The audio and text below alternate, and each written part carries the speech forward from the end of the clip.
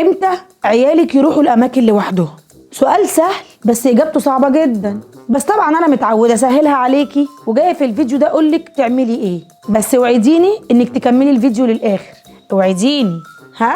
اول حاجه في قصتنا دي ليكي انت مش للعيال، وهي ايه؟ لازم تتخلصي من خوفك والكلام اللي زي مش بخليهم يروحوا مكان لوحدهم رغم انهم كبار وباباهم نفس الموضوع مش موافق.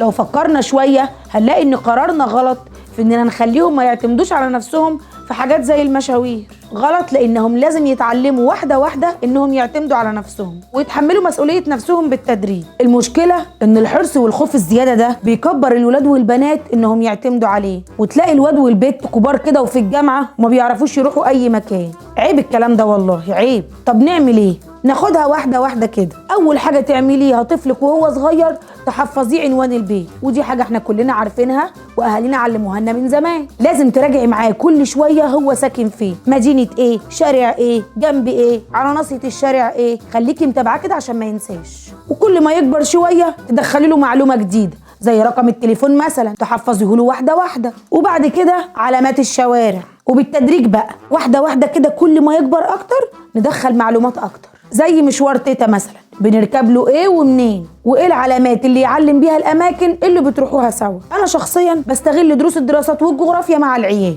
بالتدريج كده ابتديت افهمهم محافظات مصر وايه جنب ايه وايه بعيد وايه قريب وغيرها بقى من التفاصيل دي علشان تنمي عندهم احساس الاتجاهات. انا عارفه انكم هتقولوا لي انت قديمه، دلوقتي ده احنا في زمن الموبايلات والجي بي اس. انا بقى هقول لك ان مهما التكنولوجيا اتطورت مش هتبقى زي فهم العيال بمخهم، لانه في آلة حاسبه، بس انت ليه بتعلميهم الحساب؟ فالآلة الحاسبه موجوده. وبعدين مشاكل الموبايل كتير، ممكن يفصل منه، ممكن الرصيد يخلص، الباقه تخلص، الواد يضيع عشان موبايله فصل ما يعرفش يرجع البيت. لا، العيال بتكبر ولازم يتعودوا انهم يروحوا الاماكن بالتدريج. وبنصحكم انكم تبتدوا بالمشاوير القريبه عند جارتك، بعدها ينزل السوبر ماركت يشتري حاجه، واحده واحده يبتدي يبعد اكتر، يروح عند جدته، يروح التمرين، يروح المدرسه، وهكذا هتلاقيه اتعود على طول. ولازم تعلميهم ان كل ده باستخدام المواصلات العامه علشان دي هي اللي منتشره وموجوده، وهو على الاقل لو حصلت مشكله يلاقي ناس تساعده. يعني لو نزل في محطه مترو غلط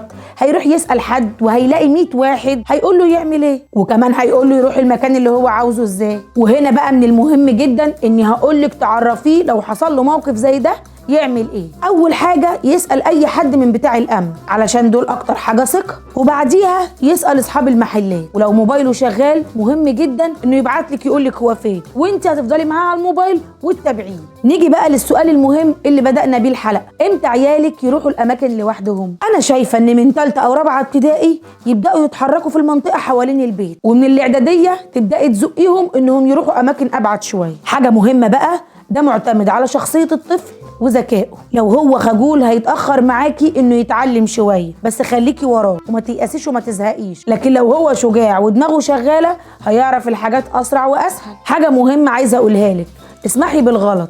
يعني ايه؟ يعني لو ما غلطش مش هيتعلم، لازم يغلط علشان يتعلم. وما تتوقعيش انه من اول مرة هيعملها، بس لازم تبدأي الموضوع وتشجعيه. يلا خدي الخطوة واوعي تخافي، الموضوع سهل. ولو خايفة امشي وراه وراقبيه من بعيد، بس ما تتدخليش مهما حصل الا لو حصل مشكله كبيره. لو مشيتي بالافكار والخطوات دي هتساعدي ولادك انهم يعتمدوا على نفسهم لما يروحوا اماكن لوحدهم في المستقبل، وهيشيلوا من على دماغك دوشه كبيره. اكتبوا لي بقى في التعليقات ازاي علمتوا ولادكم يروحوا مشاوير لوحدهم.